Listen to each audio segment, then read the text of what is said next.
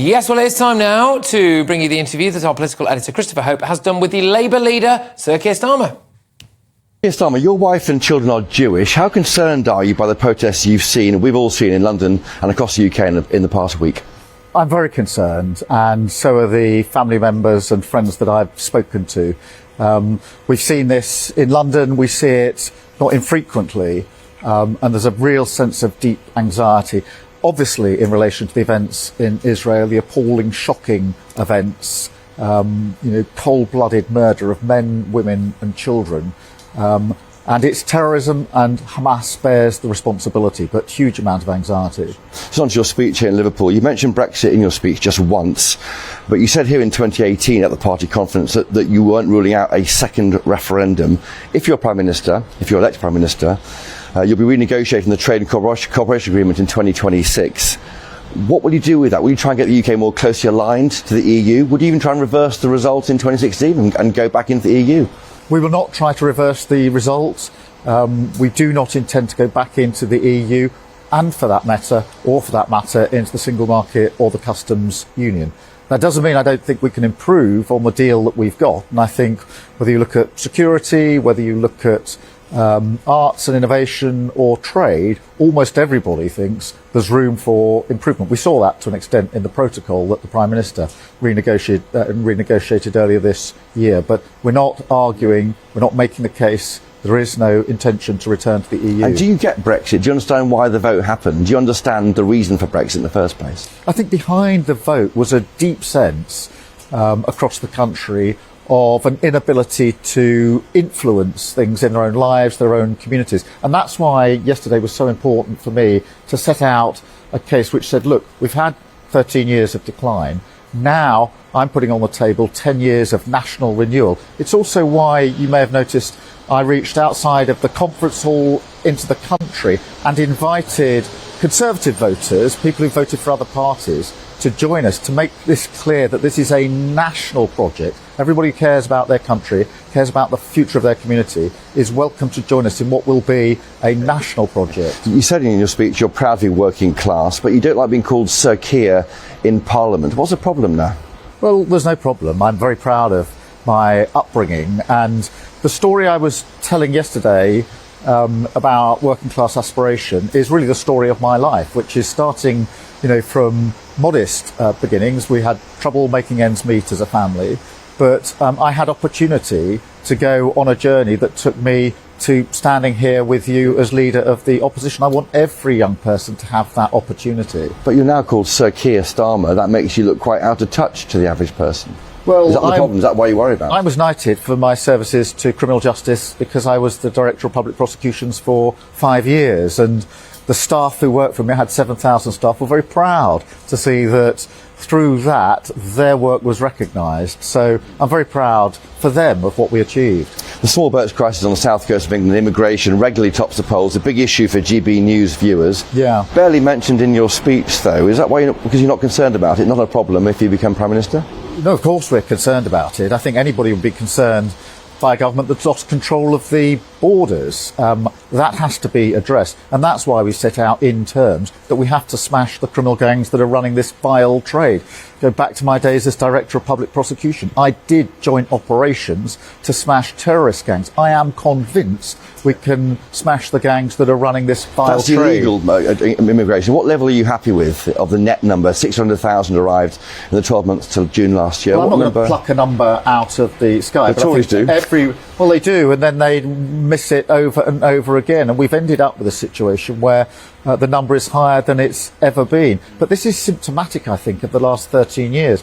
One of the challenges that we laid down for the Tories yesterday is tell us what your record is. Because if you've got a record after 13 years, you should be telling the country what it is. So that's why I contrasted them with our project, which is actually, let's not just fix the country, let's go on this journey of national renewal. And I can't stress enough, it's a national journey. It is cross-party. Those that have lost faith in the party they are voting for are welcome to join us in this national project. In your speech, you talked about a competitive tax regime. Yeah. Does that mean the Labour government could cut taxes? Well, I said competitive tax What's it regime. mean? Well, look, we've got the highest rates of tax that we've had since the Second World War under this government. So all we've got from this government is high tax and low growth, and that is the wrong recipe for the country. Competitive, of course, but my focus is on growth and growing the economy. And that will the ran tax burden right come through down? my speech. Will the tax burden come down under Labour?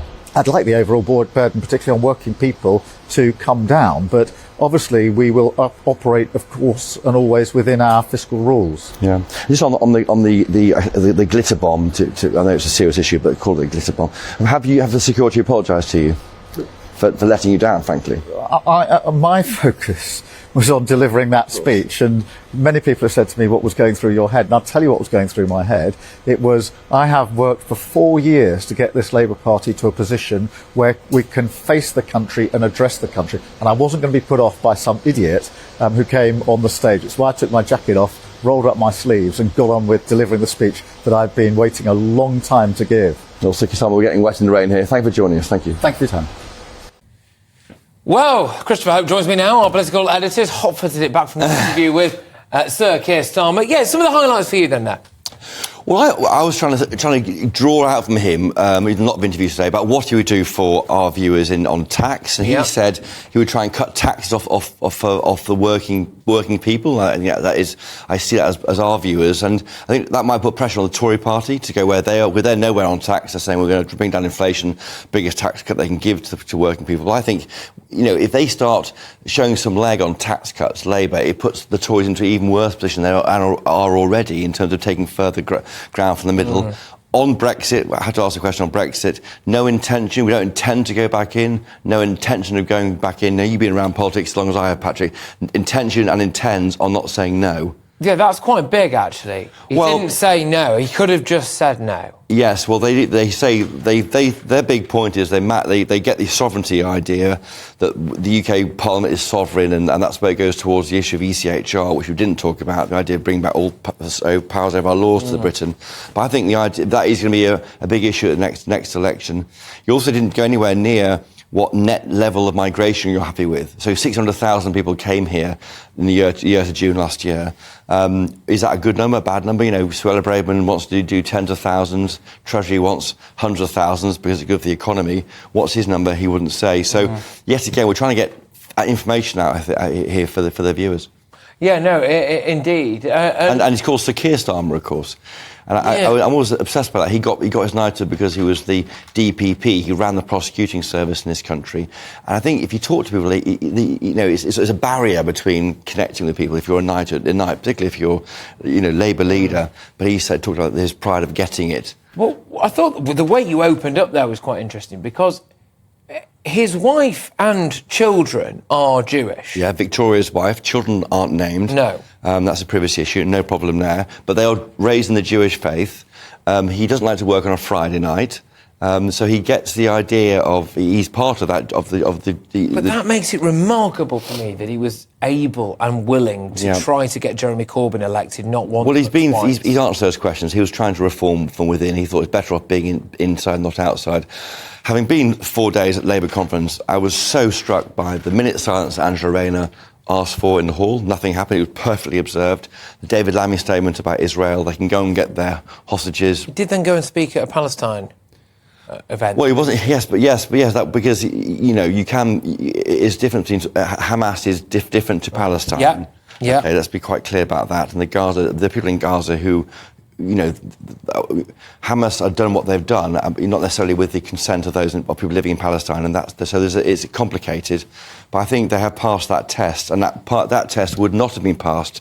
So obviously, it may have been a complete disaster, frankly, for the party. Yes. Had Jeremy Corbyn been in power, you'd have had this kind of battle on the floor of the conference hall. As you know, outside the conference venue, lots of Palestinian protesters, a bit of argy-bargy with Israel supporters, but nothing inside. No one who got in had a big row there, and that means the party for me has grown up.